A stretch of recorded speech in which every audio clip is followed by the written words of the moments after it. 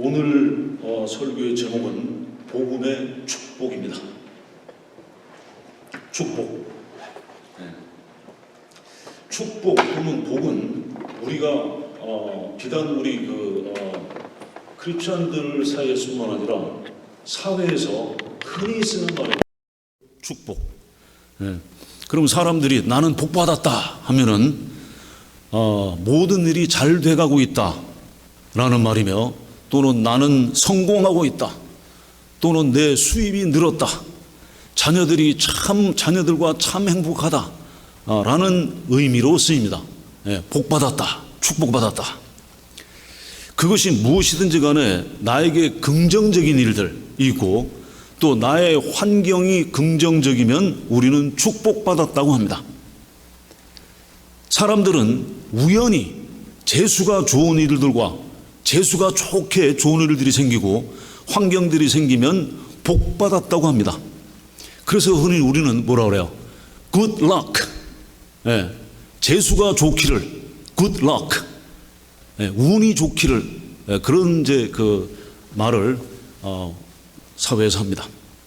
그런데 그런 복은 말이죠, 매우 일시적이면서 근시안적인 것입니다. 우리는 사업이 잘 돼서 돈 많이 벌면 하나님께서 복 주신 것이고, 자녀가 좋은 학교 좋은 직장 가서 승진하고 또 건강하게 되면 하나님께서 복 주셨다고 합니다.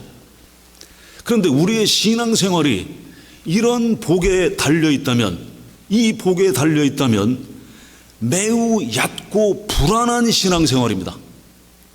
왜냐하면 그런 신앙으로 사는 사람은 사업이 잘 안 된다거나 자녀가 결혼을 잘못한다거나 또 건강이 안 좋아지는 상태가 되면 그럼 어떻게 돼요? 신앙생활이 엉망진창이 되는 거죠. 신앙생활을 포기해야 됩니다.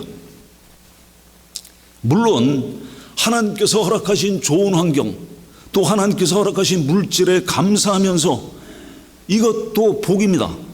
그런데 성도의 복은 이러한 복과는 다른 복입니다. 이 복은 하늘로부터 오는 복이며 영원한 복입니다. 세상에서 말하는 번영이나 세상에서 말하는 복이 아닙니다. 많은 사람들이 누군가에게 축복을 비는 것은 복받기 원합니다, 축복, bless you 하는 것은 확실하진 않지만 어디선가 있는 신성한 능력이 그 사람한테 호의를 좀 베풀어 달라는 겁니다. 복이 어디서 오는데? 어디서 오는지 몰라. 근데 복 받으세요 하는데 어디서 와요? 잘 모르지만 무언가 신성한 능력이 그 사람한테 호의를 좀 베풀어 주세요 하는 겁니다. 그런데 사실상 하나님의 풍성한 호의가 모든 사람에게 베풀어지고 있습니다. 일반적인 은혜가 세상의 모든 사람, 신자든지 불신자든지 불문하고 내려집니다. 햇빛을 모든 사람에게 비춰주시고 비를 악인과 선인에게 주십니다. 이것이 하나님의 일반적인 은혜입니다. 이 일반 은혜가 없다면 이 지구상에 사는 모든 사람은 일시에 죽을 수 있습니다. 사망할 수 있어요. 하나님께서 은혜를 주시기 때문에 우리는 숨쉬고 살고 사랑하고 결혼하고 돈 벌고 재미있게 살고 있는 겁니다. 그런데 이 하나님께서 주시는 일반 은혜는 일시적입니다. 이것은 우리 육신이 살아있는 동안 받는 은혜이며, 우리 육신이 죽으면 다 끝나는 일시적인 은혜입니다. 그렇지 않겠습니까? 다 끝나요. 죽으면 모든 것이 끝납니다. 이 은혜가 끝납니다. 그래서 이것이 사도 바울이 말하는 복이 아닙니다. 그래서 다시 한번 오늘 본문 에베소서 1장 3절을 다시 보십시오. 찬송하리로다 하나님 곧 우리 주 예수 그리스도의 아버지께서 그리스도 안에서 하늘에 속한 모든 신령한 복을 우리에게 주시되, 하나님께서 우리에게 복을 주셨다고죠. 무슨 복을 주셨습니까? 신령한 복이라고 했어요. 이 신령한 복은 spiritual blessings, 영적인 축복이라는 겁니다. 그러면 신령한 복, 영적인 복이란 무엇인가? 영적인 복이 뭐예요? 그것은 예수 그리스도를 믿음으로 주신 구원입니다. 예수 그리스도께서 십자가에서 흘리신 피를 믿을 때 나의 모든 죄를 용서하신 것이 신령한 복입니다. 예수 그리스도를 믿음으로 영원한 생명을 얻고 영생을 얻고 하늘나라에서 영원히 만족하게 사는 것이 신령한 복입니다. 우리의 신앙생활이 이런 하늘에서 오는 이 신령한 복을 보지 않고 이 땅에서의 삶만 내려다보고 이 땅에서 어떻게 하면 안락하고 풍요하게 사느냐, 그 복을 어떻게 하면 받느냐, 거기에만 맞춰져 있다면 우리는 매우 불안합니다. 매우 얄팍해요. 그 신앙은 언제 바뀔지 모르고 언제 변덕스러워가지고 떠날지 모르는 신앙생활입니다. 언제든지 팽개칠 수 있어요. 왜? 내가 원하는 대로 복이 내리지 않으면 버리면 되거든요. 그러면 우리는 환경과 물질에 대한 성도의 태도는 어때야 되느냐? 왜냐하면 우리가 이 땅에 사는 동안 좋은 환경과 건강과 물질이 필요하거든요. 그죠? 한데 거기에 대한 우리 성도로서의 태도는 어떻게 되느냐?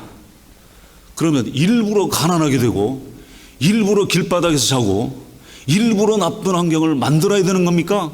절대로 그렇지 않습니다. 자, 욥기를 펴보십시오. 욥기는 그 구약의 제 성경에는 761페이지입니다. 761페이지, 구약 761페이지의 욥기입니다. 욥기 1장입니다. 욥기 1장. 자, 욥기 1장을 펴셨으면 21절과 22절을 보십시오. 욥기 1장 21절, 22절. 다 찾으셨으면 저와 함께 같이 읽읍시다. 가로되 내가 모태에서 적신이 나왔사온즉 또한 적신이 그리로 돌아가올지라. 주신 자도 여호와시요 취하신 자도 여호와시오니 여호와의 이름이 찬송을 받을지니이다 하고 이 모든 일에 욥이 범죄하지 아니하고 하나님을 향하여 어리석게 원망하지 아니하니라. 네, 저는 개역 한글이었습니다. 개역 개정은 모태에서 알몸이 나왔다 그랬죠. 적신, 빨간 몸, 알몸이 나왔으니 알몸으로 돌아간다. 욥이 이 욥의 고백은 언제 나온 거죠? 네, 자녀들을 다 잃어버리고 재산도 다 잃어버리고 완전히 그 땅바닥에 이제 벌레같이 되었을 때 하는 고백입니다. 주신 자도 여호와시요 취하신 자도 여호와시니 여호와의 이름이 찬송을 받을지니라. 이것이 우리 성도의 태도입니다. 물질과 환경에 대한 태도가. 네. 내가 직장을 잊어버렸어요. 그럼 원망해야 됩니까? 하나님 복을 다 뺏어가신 거예요? 아니죠. 네. 나에게 좋은 직장을 주신 분도 여호와시요 내 직장을 빼앗아가신 분도 여호와시오니 여호와께 찬송을 드릴지어다. 이것이 성도의 태도입니다. 네. 자, 그 다음에 하박국을 봅니다. 하박국은 그 구약 뒷편에 있습니다. 제 성경은 1304페이지입니다. 1304페이지에 하박국. 네. 여러분들의 손때 묻은 성경을 이리저리 펴보십시오. 1304페이지에 하박국입니다. 하박국 3장. 자, 하박국 3장 17절 18절입니다. 하박국 3장 17절 18절 거의 그 마지막 부분이죠. 자, 하박국 3장 17절 18절을 같이 읽어보시기 바랍니다. 비록 무화과나무가 무성치 못하며 포도나무에 열매가 없으며 감람나무에 소출이 없으며 밭에 식물이 없으며 우리의 양이 없으며 외양간에 소가 없을지라도 나는 여호와를 인하여 즐거워하며 나의 구원의 하나님을 인하여 기뻐하리로다. 네. 없어도 없을지라도 감사하지만 그럼 뭐야? 있어도 감사, 없어도 감사. 왜? 여호와를 인하여 즐거워하고 그 구원을 인하여 즐거워하기 때문에 여러분들 이 구원을 인하여 즐거워하는 기쁨은 아무것도 빼앗을 수 없어요. 어떤 데도 비할 수 없습니다. 네. 그 다음에 디모데전서로 갑니다. 신약 341페이지입니다. 디모데전서 6장을 보십시오. 디모데전서 6장 신약 341페이지입니다. 제 성경은 디모데전서 6장 6절부터 8절입니다. 디모데전서 6장 6절부터 8절을 같이 읽으십시오. 그러나 자족하는 마음이 있으면 경건은 큰 이익이 되느니라. 우리가 세상에 아무것도 가지고 온 것이 없음에 또한 아무것도 가지고 가지 못하리니 우리가 먹을 것과 입을 것이 있은즉 족한 줄로 알 것이니라. 같은 말씀이죠. 내가 현재 가지고 있는 것을 만족하는 마음이 있을 때 나의 경건, 나와 하나님의 관계가 큰 이익이 된다. 우리가 세상에 가지고 온 것이 아무것도 없기 때문에 아무것도 또한 가지고 가지 못해요. 우리가 그 영구차에다가 유홀 끌고 갈 수 없지 않습니까? 내 가진 거 거기 유홀에다 싣고서 가지고 갈 수 없잖아요. 우리가 먹을 것과 입을 것이 있은즉 족한 줄로 알 것이다. 우리는 사실상 생각해 보십시오. 먹을 것과 입을 것이 있으면 충분합니다. 충분합니다. 왜요? 돈이 많다고 해서 하루에 5끼, 6끼 먹는 것도 아니고 그러면 죽어요. 돈이 있다고 해서 옷을 5벌, 6벌 끼워 입는 것도 아닙니다. 그러면 더워서 죽습니다. 우리 프레즈노 여름에. 성도의 신앙은 이 세상의 환경과 물질에 달려있지 않습니다. 내가 쓰는 돈을 제외하고는 여러분들 지금 그 어카운트에 얼마 있는지 모르겠고 재산이 얼마 있는지 모르겠지만 내가 쓰는 돈을 제외하고는 나머지 돈은 뭐예요? 그냥 구경하는 겁니다. 어떤 사람은 평생 구경하다가 죽어요. 그럼 그 자기 돈입니까? 아니에요. 아닙니다. 실제로 그런 일들이 종종 있습니다. LA의 어떤 모자가 그 어머니하고 아들이 영양실조로 죽었어요.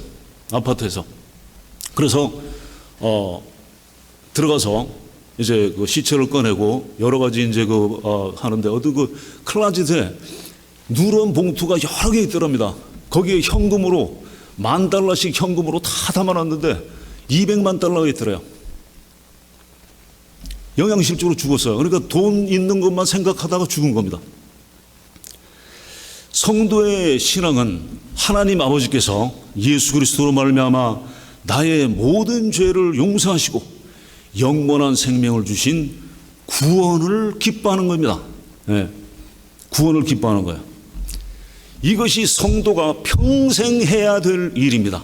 그리고 이것이 성도의 신앙생활입니다. 신앙생활. 이것이 성도의 신앙생활입니다.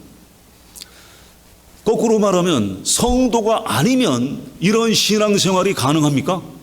성도가 아니면 이런 신앙생활이 불가능하며 구원받지 않은 사람은 이런 신앙생활을 절대로 할 수가 없습니다. 왜? 구원을 기뻐해야 되는데.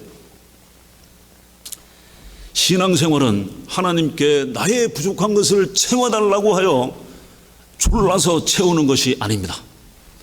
신앙생활은 교회에서 여러 가지 활동을 부지런히 해서 하나님께 잘 보여서 결과로 하나님 이 정도 했으면 하나님께서 나를 예쁘게 보셔서 좋은 환경도 주시고 물질도 주시고 건강도 주시겠지 하는 생활이 아닙니다. 그렇다면 무엇이 성도의 일인가? 성도가 하는 일이 무엇인가? 요한복음을 보시죠.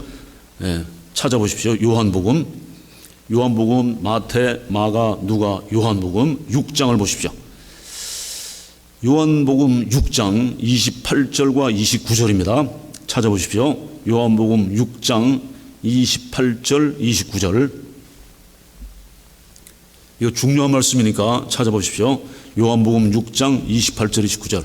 자, 읽습니다. 다 같이 읽죠. 그들이 묻되 우리가 어떻게 하여야 하나님의 일을 하오리이까? 예수님께서 대답하여 이르시되 하나님께서 보내신 이를 믿는 것이 하나님의 일이니라 하시니. 아시겠습니까? 뭐가 일이라고요? 하나님께서 보내신 이 예수 그리스도를 믿는 것이 하나님의 일입니다. 하나님의 일이 뭔지 아셨죠? 이제 예수님께서 분명히 말씀하셨어요. 예수 그리스도를 믿는 것이 하나님의 일이다. 다시 말하면 예수 그리스도께서 하늘의 복을 주시는 분이심을 믿는 것이 성도가 할 일이야. 자, 그래서 본문 에베소서 1장 3절을 다시 한번 봅니다. 찬송하리로다 하나님 곧 우리 주 예수 그리스도의 아버지께서 그리스도 안에서 하늘에 속한 모든 신령한 복을 우리에게 주시되, 하나님께서 우리에게 이 세상에 속한 복이 아니라 하늘에 속한 모든 영적인 복을 주셨습니다. 이 하늘의 모든 복을 주셨으므로 우리는 하나님 곧 우리 주 예수 그리스도의 아버지께 영광과 찬송과 예배를 드립니다. 자, 그런데 하늘에 속한 복을 좀 더 생각해 봅시다. 왜냐하면 이 에베소서에 이 하늘에 속한 복을 비밀, 여러분 성경 읽으시다가 신약 성경 읽으시다가 비밀이란 단어를 보셨던 기억이 나십니까? 비밀이다. 에베소서에 비밀이 6번 나와요. 그런데 이 비밀은 영어로는 뭐예요? mystery, 신비, 감추어진 것, mystery. 성령님께서 사도 바울을 통해서 이전에는 알려지지 않았던, 이전에는 비밀이었던 진리를 지금 나타내신다. 창세로부터 알려지지 않았던 진리들이 이제 신약 시대에 나타났다 하는 겁니다. 하나님께서는 처음부터 모든 것을 다 알려주시고 계시하지 않습니다. 어떻게 알 수 있어요? 구약 시대 사람들에게는 많은 것들이 비밀이었습니다. 예수님 오시기 전에 구약 시대 사람들은 많은 것들이 감춰져 있었고 많은 것들이 비밀이었어요. 감춰진 것들이 많았습니다. 그런데 그것이 신약 시대에 와서야 나타나게 되었다 하는 겁니다. 예수님께서 오셨을 때. 그럼 이 비밀은 무엇인가? 무엇이 비밀인가 하는데, 비밀은 바로 복음의 비밀입니다. 믿음으로 순종하게 하시는 비밀입니다. 복음의 비밀은 예수 그리스도께서 오심으로써 드러나게 되었습니다. 창세로부터 감춰져 있던 복음의 비밀이 신약에 나타났습니다. 우리는 지금 예수 그리스도의 십자가의 복음이 너무나 당연한 것으로 느껴지시죠? 수없이 들어오고 수없이 지금 퍼져 있죠. 그런데 구약에서는 완전한 신비였습니다. 전혀 몰랐어요. 신약에 우리는 이전에 계시되지 않아서 알 수 없었던 복음의 비밀을 이제는 전부 이해할 수 있게 되었습니다. 자, 그럼 구체적으로 복음의 비밀이란 또 무엇인가? 첫 번째로 하나님의 성육신의 비밀이 드러났습니다. 하나님께서 육체를 입으시고 이 땅에 오신다는 그 내용은 정말로 엄청난 미스터리예요.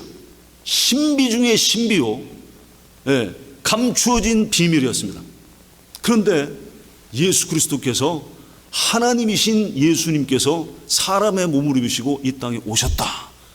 2000년 정도 지나지 않았습니까? 너무나 당연하죠. 그런데 예수님이 오시기 전에 사람들은 도저히 알 길이 없는 비밀이었습니다. 하나님께서 사람의 몸으로 이 땅에 오신다? 상상할 수 없는 비밀이었습니다. 그 비밀이 나타난 거예요. 골로새서 2장을 펴오십시오. 골로새서 2장, 신약 324페이지에 있습니다.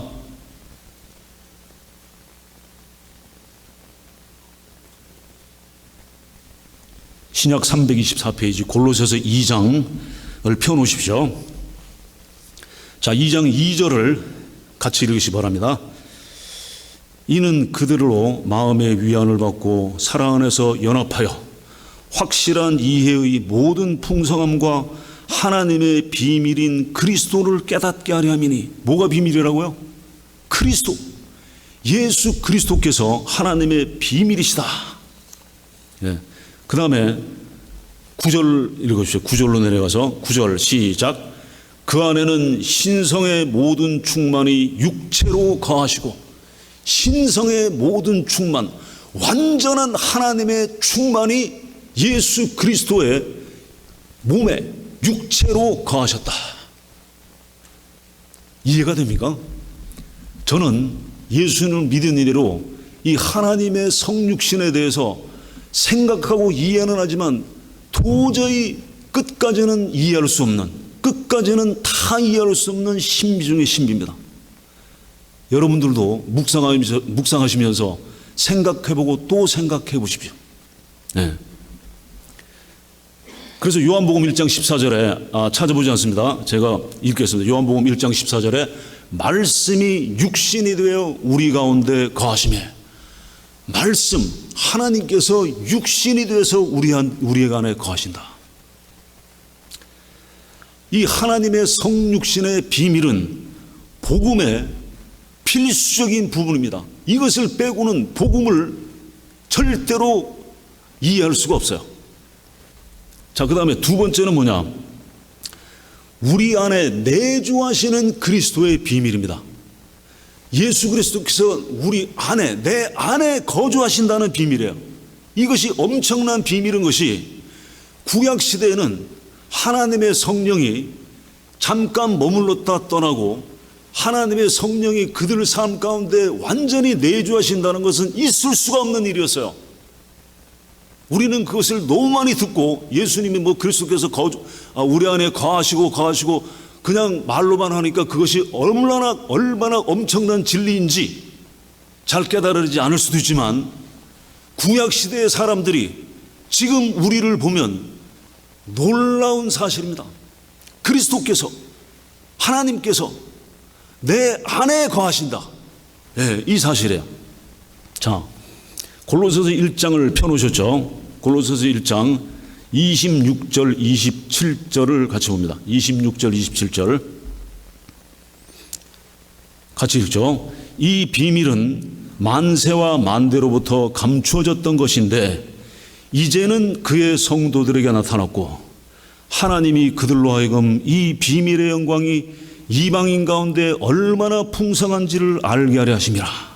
이 비밀은 너희 안에 계신 그리스도시니 곧 영광의 소망이니라. 네.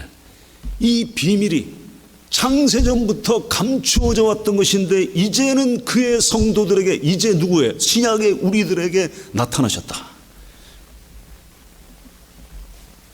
구약시대에는 정말로 하나님께서 사람이 되신다는 사실을 도저히 알 길이 없었고, 또 구약시대에는 하나님께서 구세주 메시아로서 믿는 자들의 삶 속에 계신다는 사실을 알지 못했습니다. 예수 그리스도께서 믿는 성도 안에 거주하시는 것은 비밀이었습니다. 이 비밀이 이제는 나타나서 그리스도께서 성도 안에 계십니다. 그 다음에 세 번째는 한 몸 된 교회의 비밀이 드러났습니다. 교회의 비밀. 구약시대에는 이 신약의 교회에 대한 개념이 전혀 없었습니다. 전혀 없었어요. 한 몸 된 교회. 자, 에베소서 3장입니다. 자, 찾아보시죠. 에베소서 3장 6절입니다. 311페이지. 311페이지입니다. 에베소서 3장 6절.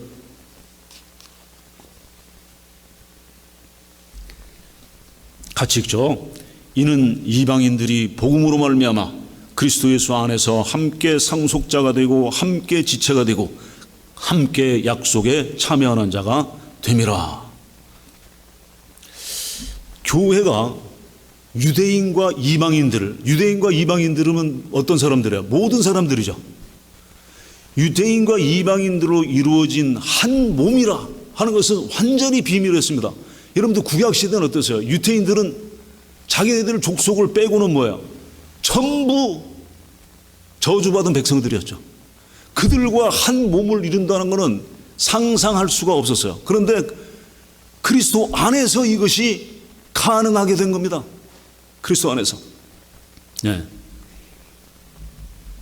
그래서 구약에서는 이러한 교회에 대한 정의가 주어지지 않았습니다. 하나님께서는 이 복음을 통해서 성도들이 하나가 되게 하셨습니다. 복음의 목표는 뭐냐? 복음의 목표는 하나님이시자 사람이신 그리스도께서 성도들과 함께 하시는 한 몸으로 연합하는 것입니다. 자, 에베소서 이제 또 펴십시오. 2장 13절입니다. 에베소서 2장을 펴 놓으십시오. 2장 13절 같이 읽으시죠. 이제는 전에 멀리 있던 너희가 그리스도 예수 안에서 그리스도의 피로 가까워졌느니라. 이전에는 아무 상관없는 사람들이었습니다. 이전에는 우리가 아무 상관없는 사람들이었어요. 그런데 우리가 엄청나게 가까워져서 연합될 수 있는 이유가 뭐라고요? 여기서 그리스도 예수 안에서 뭐로 가까워졌습니까? 그리스도의 피로 가까워졌느니라. 그래서 여러분들 우리 딴 주로 여행하시든지 전 세계 여행하시면서 여행객들과 대화를 나누다가 나는 예수님의 피로 죄 용서함 받고 구원받았습니다 하는 사람을 만나면 어떻게 돼요? 동족되는 거야. 그리스도 안에서 하나인 겁니다. 그 사람이 누군지 아무 상관없죠. 이것이 그리스도의 피로 가까워졌다. 한 피바다 한 몸 이룬 형제여 자매여. 자, 14절부터 16절을 계속 읽습니다. 그는 우리의 화평이신지라 둘로 하나를 만드사 원수된 것 곧 중간에 막힌 담을 자기 육체로 허시고 법조문으로 된 계명의 율법을 폐하셨으니 이는 이 둘로 자기 안에서 한 세 사람을 지어 화평하게 하시고 또 십자가로 이 둘을 한 몸으로 하나님과 화목하게 하려 하심이라. 원수된 것을 십자가로 소멸하시고 중간에 막힌 담, 그리고 서로 원수된 게 다 허물어지고 하나가 되는 게 뭡니까? 그리스도의 십자가, 그리스도의 피, 그것 때문에 우리가 완전히 한 몸으로 연합할 수 있는 거예요. 한 새 사람, one new man, 한 새로운 사람, 이것이 그리스도의 몸 교회입니다. 자, 오늘 본문 에베소서 1장 1절을 다시 봅니다. 하나님의 뜻으로 말미암아 그리스도 예수의 사도된 바울은 에베소에 있는 성도들과 그리스도 예수 안에 있는 신실한 자들에게 편지하노니 했습니다. 여기서 바울은 자신을 뭐로 소개합니까? 사도로 소개하고 있습니다. 그리스도 예수의 사도다. 12사도에 속하지는 않았지만 바울은 사도였습니다. 사도는 누구냐면 예수님으로부터 직접 부르심을 받은 자며 예수님이 살아계시고 예수님이 부활하신 것을 본 자들이어야 돼요. 사도입니다. 그런데 여러분 혹시 안 들어보셨으면 제가 자세히 설명할 필요는 없습니다. 그런데 신사도 운동이라고 들어보셨습니까? 안 들어보셨으면 그냥 지나갑니다. 신사도 운동이란 것은 사도가 그때만 하신 게 아니라 지금도 하나님께서 새로운 계시를 주셔서 계속 사도를 만드신다는 거예요. 거짓말입니다. 사기꾼이에요. 이것이 된 지가 벌써 한 40-50년 됐습니다. 풀러 신학교의 그 피터 웨거너라는 그 교수, 지금 몇 년 전에 죽었는데 파워 미니스트리 해서, 풀러 신학교는 세계적으로 유명한 선교로 유명한 신학교입니다. 그리고 비니아르드 운동, 그런 것들이 몇 명이 주축을 해서 하는데 대부분 그 후면을 보면은 돈이에요. 그 추종자들을 mesmerize, 완전히 현혹시켜서 돈을 갈취하는 겁니다. 그들이 말하는 헌금은 일반 11조다 그 다음에 있는 것을 낸다 이게 아니라 싹 팔아서 다 바쳐라. 그거 다 사기입니다. 거기에 대한 말씀은 제가, 예수님께서 거기에 대한 말씀을 하신 것이 있는데 그것은 제가 다음번에 하도록 하겠습니다. 어쨌든 이런 이단들은 교회 밖에 있는 게 아니에요. 신문에 나는 게 아닙니다. 다 교회 안에 있어요. 교회 안에. 언제부터? 처음부터 교회 안에 있습니다.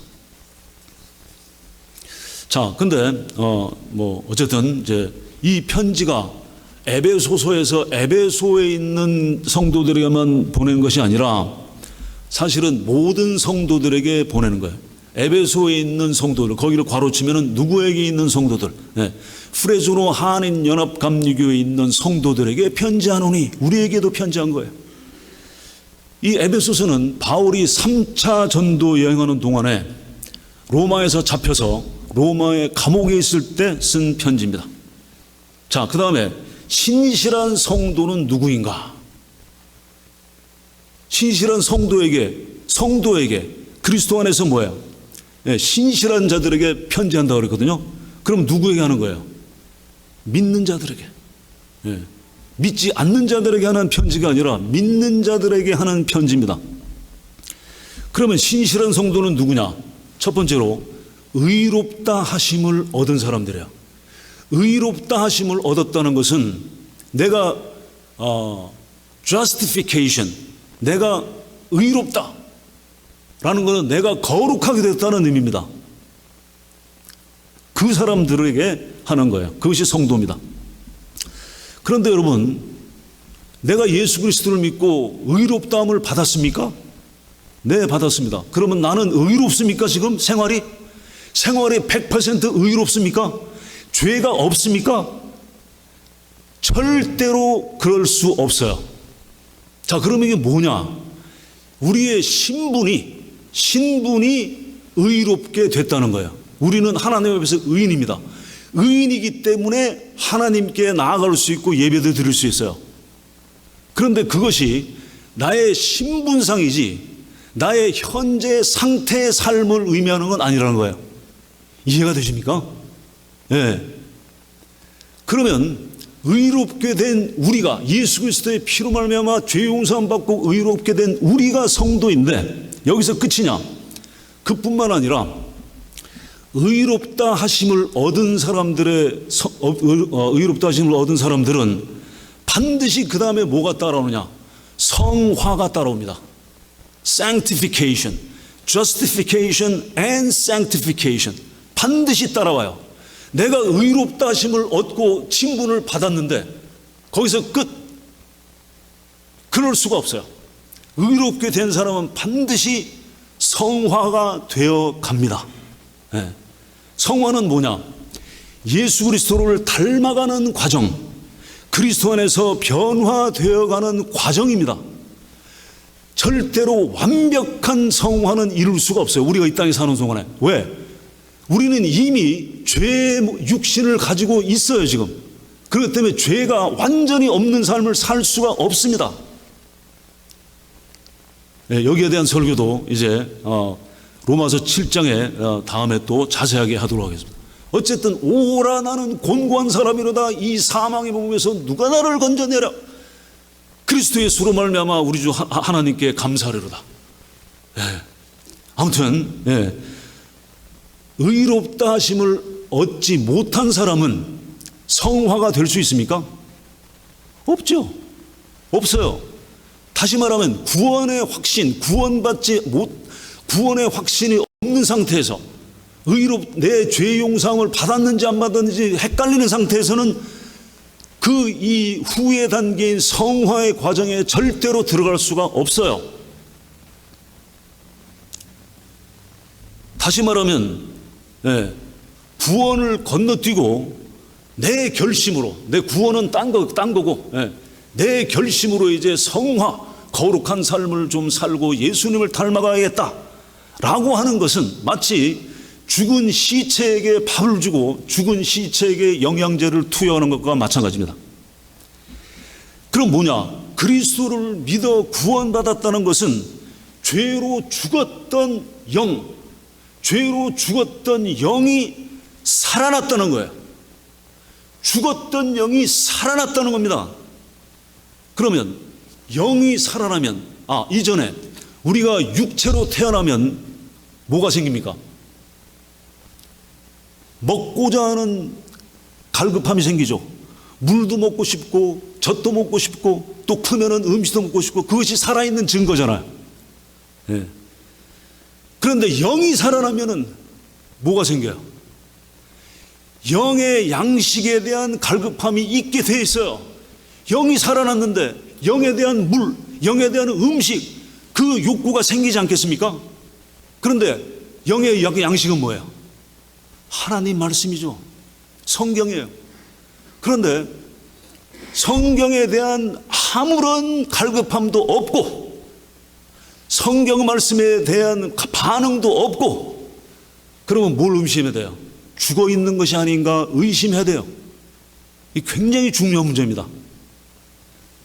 영의 양식이 성경입니다. 하나님의 말씀 성경을 섭취하고자 하는 욕구가 완전히 없다면, 또 하나님 말씀을 들었는데 아무 반응이 없다면 영이 살아있는지 구원받았는지 확인해 봐야 됩니다. 이 의화, justification, 의화와 sanctification, 성화는 같이 갑니다. 같이 가요. 다시 말씀드리면 성화 없는 의화는 없고 의화 없는 성화가 없습니다. 이제 분명하시죠? 네. 다시 말씀드리지만 성화란 것은 완전히 거룩한 삶을 산다는 의미가 아닙니다. 이 세상에 사는 한 거룩한 완전한 거룩에 이룰 수가 없어요. 그러면 성화는 뭐냐? 거룩함이란 목표의 디렉션, 그 방향으로 계속 간다는 것이 성화입니다. 아시겠죠? 네. 그러니까 우리는 부족할 수밖에 없고 죄를 지을 수밖에 없고 불완전할 수밖에 없어요. 그런데 불완전하고 부족하고 죄 짓는 우리가 뭐 하고 있는 거예요? 바라보는 것은 거룩하며. 아시겠습니까? 그러니까 우리는 죄 짓는 우리를 서로 용서할 수 있고 서로 감싸 안을 수 있는 거 아닙니까? 네. 삶이 천천히 조금씩 변화하느냐 또는 삶이 한꺼번에 많이 변화하느냐는 문제가 아닙니다. 문제는 뭐냐? 삶에 대한 변화가 전혀 없는 것이 문제예요. 삶에 어떤 의로움도 나타나지 않는 사람, 삶이 전혀 변하지 않는 사람은 진심으로 예수 그리스도를 믿는지 확인해야 됩니다. 구원받은 성도는 반드시 하나님의 말씀을 갈구하며 하나님 말씀에 반응합니다. 이 반응이 성화의 과정입니다. 하나님 말씀에 순종해서 삶이 변화되어가는 사람들이 성도예요. 그래서 에베소서는 이 성도들에게 편지를 하고 있는 겁니다. 네. 2절입니다. 하나님 우리 아버지와 주 예수 그리스도로부터 은혜와 평강이 너희에게 있을지어다. 뭐가 있다고요? 은혜와 평강, grace and peace. 은혜와 평강. 하늘에 속한 복은 뭐냐? 은혜입니다. grace. 도저히 받을 가치가 없는 죄인들에게 향하신 하나님의 친절하심이에요. 우리가 지난번에 예수님의 족보를 살펴보지 않았습니까? 도저히 받을 가치가 없는 우리들에게 주시는 하나님의 그 은혜가 하늘의 복이 아니고 무엇이겠습니까? 또 하늘에 속한 복은 평화입니다. 평강, peace. 네. 이 평화는 이 세상에 전쟁이 없는 평화가 아닙니다. 그 평화를 의미하는 것이 아니에요. 이 평화는 하나님과의 평화이며 우리 서로의 평화입니다. 여러분들 그 적이 돼가지고 서로 적이 돼가지고 전쟁하는 것은 끔찍한 일이 아닙니까? 근데 요즘 우리가 이제 그 눈으로 보고 있잖아요. 눈으로 실제로 가서 본 건 아니지만 뉴스로 보잖아요. 믿잖아요, 그거. 그죠? 네. 얼마나 끔찍한지 지금 느끼고 있죠. 그런데 이 전쟁이 지나가면 전쟁이 없어요? 또 있습니다. 네. 인간의 역사는 이전부터 현재부터 미래까지 전쟁이 역사입니다. 전쟁이 잠깐 쉬는 거는 그 다음 전쟁을 하기 위한 이제 그 탄약을 준비하는 과정이에요. 그랬다 또 전쟁합니다. 근데 전쟁이 일어나면 이제 피부에 확 와닿죠. 우크라이나, 러시아, 와, 이거 뭐 왜 이렇게 싸우는 거 했다가 이제 이 전쟁 지나가면 또 잊어버려요. 몇 년. 그러다 또 전쟁 오면 와 하면 그치지 않습니다. 예. 그래서 적이 되어서 전쟁하는 것이 얼마나 끔찍한 일인지 우리가 요즘은 또 보고 있잖아, 그죠? 그런데 하나님하고 적이 되어서 전쟁하고 있다고 생각하고 있어요. 이거보다 더 끔찍한 전쟁은 없습니다. 하나님과 원수가 되고 하나님과 적이 되어서 싸우고 있다는 생각을 해보세요. 그런데 우리가 예수님 믿기 전에는 하나님과 원수 돼가지고 싸우고 있는 중이었어요. 그런데 원수된 이 관계가 어떻게 된 거예요? 화평을 이룬 거예요. 막히신 담을 하시고 그리스도의 육체가 죽으심으로 하나님과 화평을 이루게 됐다. 이것이 복음입니다. 여러분들 오늘 당장 우크라이나하고 러시아가 갑자기 우리 없던 걸로 하자, 평화합시다 해서 악수하고 하면은 전 세계 사람들이 뭐예요? 와, 잘 됐다 할 거 아니에요. 그럴 확률은 없지만, 그런데 하나님하고 적이 되어서 싸우다가 하나님과 화평을 이루었다. 말할 수 없는 평화입니다. 하나님과 적이 되어 전쟁하는 것은 참으로 어리석은 겁니다. 네. 하나님께서 성도에게 이러한 은혜와 평강의 축복을 주셨습니다. 은혜는 샘 솟는 샘물이고 평화는 그 샘에서 흘러나오는 강입니다. 그래서 뭐예요? I've got peace like a river. 내게 뭐예요? 강 같은 평화. 은혜는 샘물이고 거기서 솟아나오는 것이 평화입니다. 하늘에 속한 신령한 영적인 복을 다 쏟아 주십니다. 자, 이것이 어디 나오냐? 이제 에베소서 1장을 다시 펴십시오. 에베소서 1장 3절부터 14절을 보면서 이제 마치겠습니다. 에베소서 1장 3절부터 14절. 자, 제가 읽겠습니다. 곧 창세 전에 그리스도 안에서 우리를 택하셨다. 이것이 영적인 복입니다. 하나님께서 그리스도 안에서 창세 전에, 이 세상이 생기기 전에, 시간이 생기기 전에 이미 뭐예요? 우리를 선택하셨다. 구원하시기로 선택하셨다는 것이 복이에요. 그리고 뭐예요? 우리로 사랑 안에서 그 앞에 거룩하고 흠이 없게 하시려고, 우리를 거룩하게 하신 것, 우리를 의롭다고 하신 것, 이것이 복입니다. 그 다음에 그 기쁘신 뜻대로 우리를 예정하사 예수 그리스도로 말미암아 자기의 아들들이 되게 하셨으니 하나님의 자녀, 하나님의 아들, 딸이 되게 하셨다는 거예요. 이것이 복입니다. 영접하는 자, 곧 그 이름을 믿는 자들에게는 하나님의 자녀가 되는 권세를 주셨다. 그 다음에 봅니다. 이는 그가 사랑하시는 자 안에서 우리에게 거저 주시는 바 그의 은혜의 영광을 찬송하여 하는 것이라. 이 은혜, 우리는 그리스도 안에서 그의 은혜의 풍성함을 따라 그의 피로 말미암아 속량 곧 죄사함을 받았느니라. 이 죄사함, 이것이 하늘의 복입니다. 죄사함. 이는 그가 모든 지혜와 총명을 우리에게 넘치게 하사 그 뜻의 비밀을 우리에게 알리신 것이요. 잠깐 잘 보십시오. 모든 지혜와 총명을 우리에게 주셔서 넘치게 하셨답니다. 그 지혜와 총명으로 우리가 어떻게 된 거예요? 비밀을 알게 된 거예요. 여러분들 그 지혜와 총명을 어디서 받아요?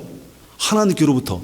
성령님이 우리 안에 오실 때 그 지혜와 총명으로 비밀인 그리스도를 깨닫게 하신다는 겁니다. 자, 그 다음에 그의 기뻐하심을 따라 그리스도 안에서 때가 찬 경륜을 위하여 예정하신 것이니 하늘에 있는 것이나 땅에 있는 것이 다 그리스도 안에서 통일되게 하려 하심이라. 모든 일을 그의 뜻의 결정대로 일하시는 이의 계획을 따라 우리가 예정을 입어 그 안에서 기업이 되었으니 이는 우리가 그리스도 안에서 전부터 바라던 그의 영광의 찬송이 되게 하려 하심이라. 자, 그 다음에 잘 보십시오. 그 안에서 너희도 진리의 말씀 곧 너희의 구원의 복음을 듣고 그 안에서 또한 믿어 약속의 성령으로 인치심을 받았으니, 우리가 진리의 말씀 구원의 복음을 듣고 우리가 믿었어. 믿을 때 어떻게 하신다고요? 성령님께서 우리 안에 들어오신다는 거예요. 우리 안에 들어오실 뿐만 아니라 뭐 하신다고요? 인치신다. 인치신다는 의미가 뭐야? seal. 이 인친다는 것은 내 소인 것을, 내 송아지인 것을 확인하기 위해서 어떻게 해요? 거기 불로 지지죠. 불로 지지면 그거 죽을 때까지 남는 거예요. 그것이 인친 겁니다. 성령님께서 우리 안에 들어오셔서 인치신 거예요. 그러니까 우리는 이 인치신 것을 우리가 절대로 취소할 수가 없어요. 내가 도망갈 수가 없습니다. 예, 이것이 하늘의 신령한 복입니다. 이 모든 복이 그리스도 안에 있습니다. 내가 그리스도 안에 있으면 이 모든 복이 내 것입니다. 이 복을 세면서 우리는 평생을 살아야 됩니다. 세도 끝없는 이 복을 세면서 사는 것이 우리의 성도의 신앙생활입니다. 기도하겠습니다. 아버지 하나님, 저희들에게 창세전부터 복 주시기로 예비하신 놀라운 구원을 경륜을 따라 때가 차서 저희들에게 허락해 주심을 감사드립니다.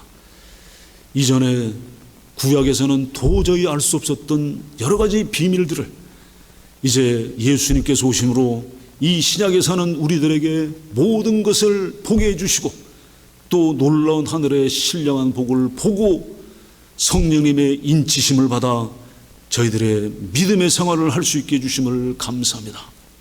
하나님 아버지, 이럴진데 우리가 의롭다 하심을 얻었고 하나님의 자녀일진데 이제 이 땅에 있는 것을 내려다보고 이 땅에 있는 복과 이 땅에 있는 일시적인 것들만 우리가 생각하며 거기에 매달려 사는 그런 얄팍한 신앙이 아니라 영원히 흔들리지 않는 하늘나라의 영원한 복을 보면서 흔들리지 않는 신앙생활을 할 수 있도록 성령님께서 함께하여 역사하여 주시옵소서.